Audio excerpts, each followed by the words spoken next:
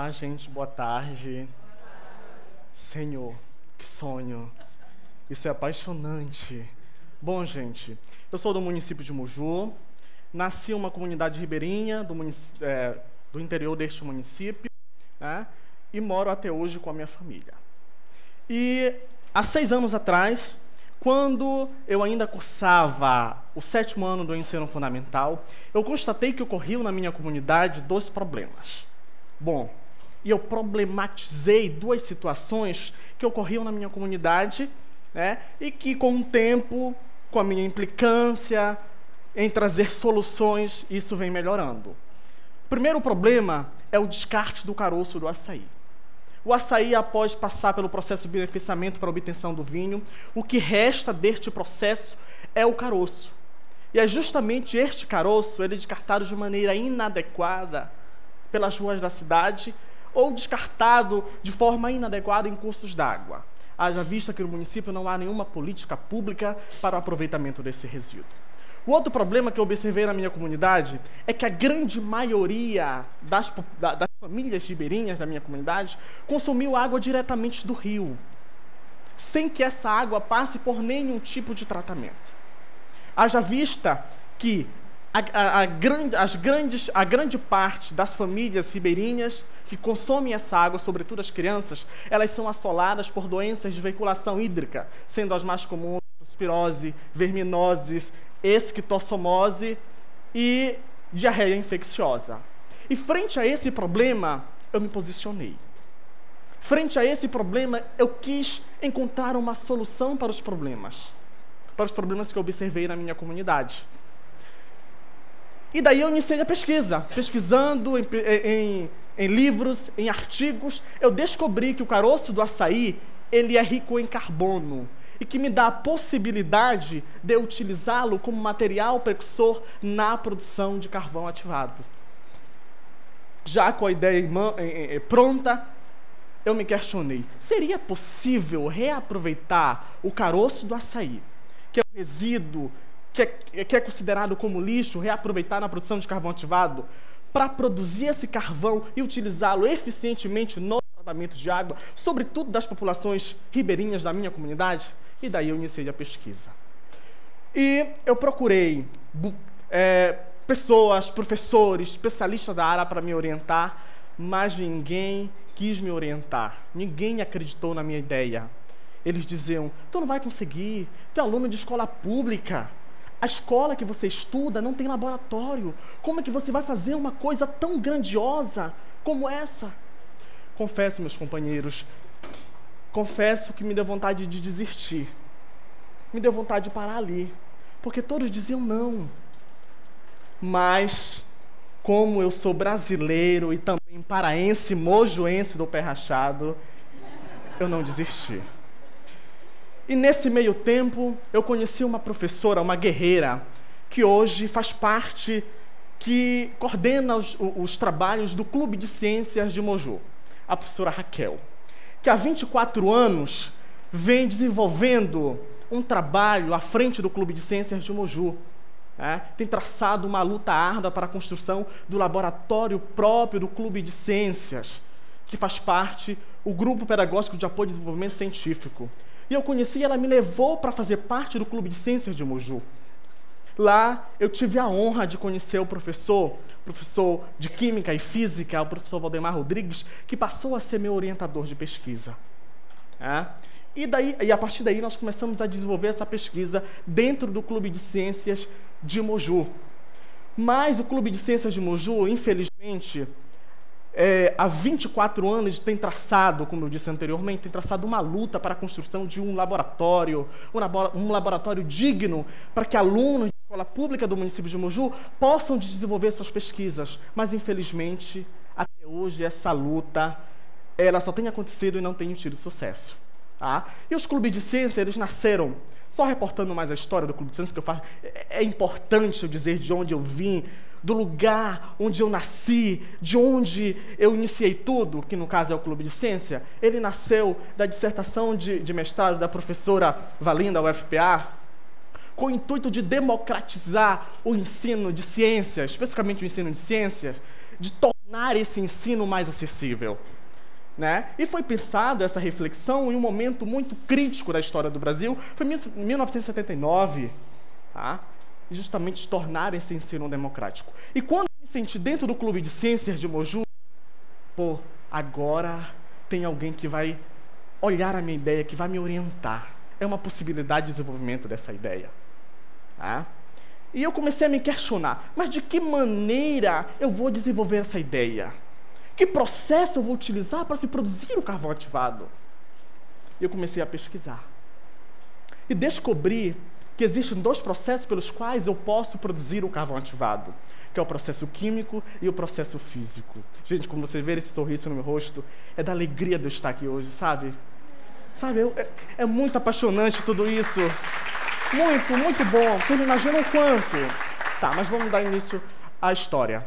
E eu descobri que existiam 2 processos pelos quais eu posso produzir carvão ativado. O processo químico e o processo físico. E eu disse, então vou utilizar, professor Valdemar, vou utilizar o processo químico, utilizando a substância química, o hidróxido de sódio, como agente ativador para produzir esse carvão ativado. E daí eu iniciei a pesquisa. Mas, como eu disse anteriormente para vocês, o Clube de Ciências de Moju, infelizmente, ele não tem estrutura que pudesse suportar a parte experimental da pesquisa. Então nós tivemos que recorrer ao Clube de Ciências de Abaetetuba, que tem esse laboratório. E lá no laboratório do Clube de Ciências de Abaetetuba, nós fizemos toda a produção do carvão ativado, que envolveu 3 etapas principais, que é a impregnação do caroço do açaí, né, com a substância ativante, o hidróxido de sódio, processo de pirólise, simultâneo ao processo de pirólise, o processo de ativação. Tá? E testamos esse carvão no tratamento de água de comunidades ribeirinhas. E enviamos para uma empresa, né, que faz análises de água no município de Ananindeua.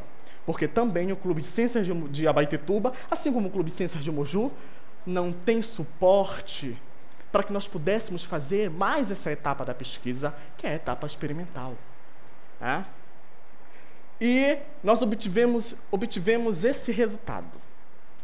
Gente, costumo dizer que esses resultados nos últimos tempos, foi a maior alegria da minha vida. Aqui nós temos 3 parâmetros: físico, químico e microbiológico.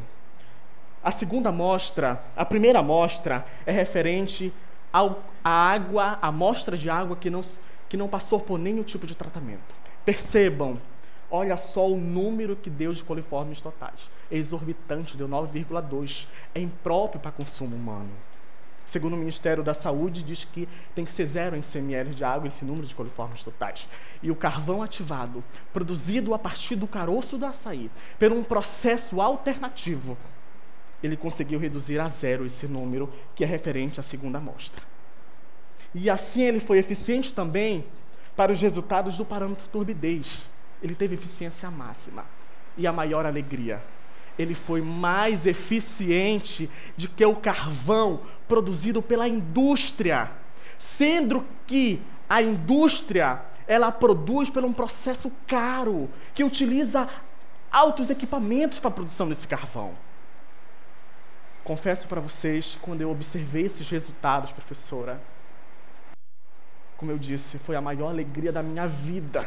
Até hoje eu me arrepio nós estávamos dentro da salinha do Clube de Ciências de Moju, quando, via e-mail, nós recebemos esses resultados. Eu olhava para o professor e dizia: professor, é verdade isso? Professor, é sério? Mas ele teve eficiência máxima? É verdade, professor? Eu ficava me questionando porque eu não queria acreditar, sabe, de uma coisa que parecia um sonho, que ninguém acreditou, que ninguém pôs fé, que se tornou possível. O carvão ativado que o doido, que o louco pensou, se tornou eficiente, se tornou realidade.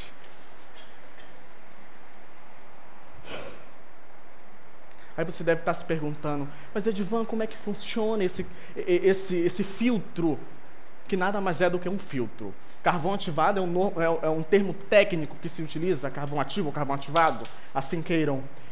Mas por que esse filtro, Edivan, produzido com o resíduo que é o caroço do açaí, por que ele sofreu tanta eficiência? Por que ele desempenhou essa eficiência? Por que ele foi eficiente? Bom, no momento da ativação, e só lembrando vocês, a ativação é um processo que diz que uma das propriedades físicas desse carvão sofreu alteração, no caso a porosidade. Então, no momento da ativação, nós utilizamos o processo químico de ativação, utilizamos o hidróxido de sódio. No momento dessa ativação, junto com o processo de pirólise, forma-se uma estrutura porosa. E aqui nós temos duas MEVs para demonstrar isso, para que vocês possam entender. A primeira MEV é um carvão não ativado, que não passou por nenhum processo de ativação. E a segunda MEV é referente ao carvão ativado a partir do caroço do açaí. O que nós podemos perceber é que, depois de passar pelo processo de ativação, esse carvão aumentou a sua estrutura porosa. E é justamente por essa rede interligada de poros é que o carvão ele vem surtir eficiência. E esses resultados foram maravilhosos, muito bom. Como eu disse anteriormente, quando eu recebi esses resultados, eu estava em uma salinha do Clube de Ciências de Moju. E eu olhava para os resultados e não queria acreditar. E eu lembro que a emoção era tão grande, aquele momento era tão incrível, que eu saí correndo para o meio da rua. Saí correndo dizendo que nem um doido. Se já imaginavam que eu fosse doido, tiraram as conclusões naquele momento. Eu saí correndo dizendo, eu consegui. Eu sou louco por sonhar, eu sou louco por acreditar naquilo que a maioria não acreditou. E ainda dizia mais. Eu dizia que eu não aceitava sonhos, perspectivas prontas, acabadas. Eu quero criar as minhas próprias ideias a partir da minha realidade. Eu quero criar os meus próprios sonhos.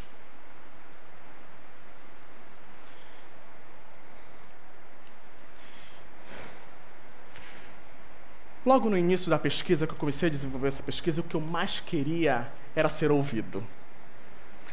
Eu queria que os professores se interessassem pela minha ideia. A ideia lá do Ribeirinho, lá do Rio Moju.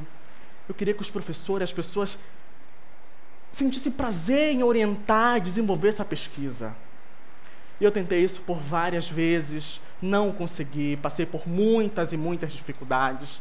Mas, em 2012, eu tive a oportunidade de participar de eventos científicos pelo Brasil, como, por exemplo, da Feira Brasileira de Ciência e Engenharia, em que eu fui premiado por organizações como a Unesco, organizações como o Instituto de Química da USP, e em 2013 eu tive o enorme prazer de ser um dos vencedores na categoria do ensino médio da 27ª edição do Prêmio Jovem Cientista, que é um prêmio organizado pelo Ministério de Ciência e Tecnologia, Fundação Roberto Marinho e o Conselho Nacional de Desenvolvimento Científico. A minha ideia valeu a pena, né?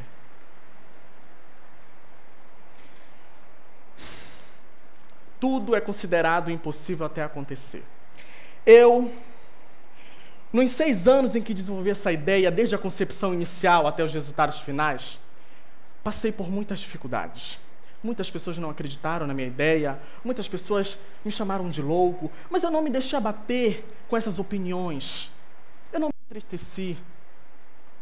Tive uma ideia e acreditei nela. Tenho meus sonhos e, como louco, os defendo. Aliás, chego a me questionar: o que seria do homem sem seus sonhos?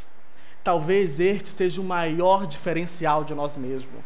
Pois quem sonha, acredita no improvável, no impossível, está além dos demais. Quem aqui não se lembra do sonho da missionária Dorothy Stang de garantir aos camponeses da Amazônia o direito à terra? Pois ela morreu por essa causa. Quantas crianças foram salvas por Zilda Arnes?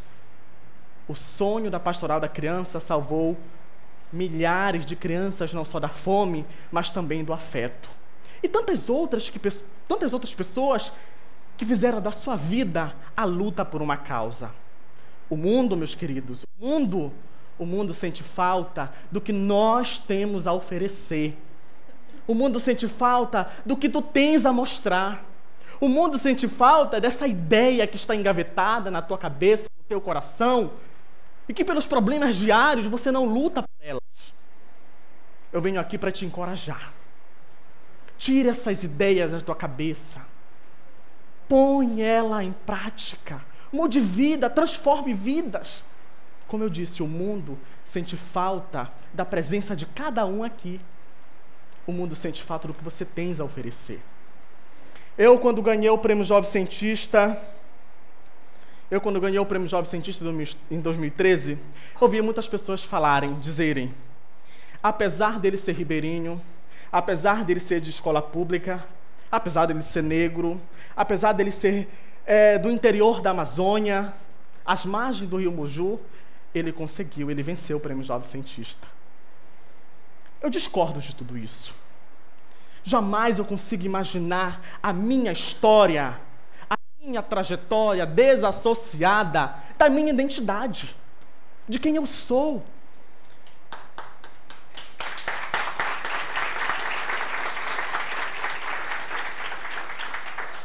Se eu não tivesse na comunidade em que estou, em que vivo, eu jamais, de nenhuma forma, eu teria identificado o descarte do caroço do açaí como um problema ambiental.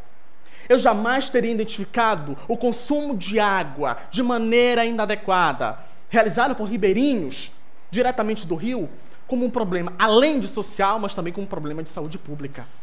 Eu jamais teria passado por experiências tão incríveis como, por exemplo, eu não estaria aqui hoje palestrando no TEDx.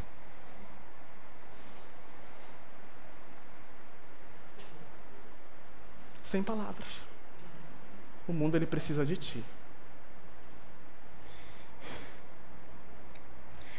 São por essas pessoas, são para aqueles que sofrem, são pelos meus vizinhos e tantas outras populações ribeirinhas que povoam as margens do rio Moju, não só do rio Moju, mas de tantos outros rios que tomam conta da região amazônica. É por essa população que eu luto. É por essa população que eu acordo todos os dias e saio da kitnet onde eu moro e vou para o laboratório e vou para a universidade. É para encontrar soluções para essas pessoas.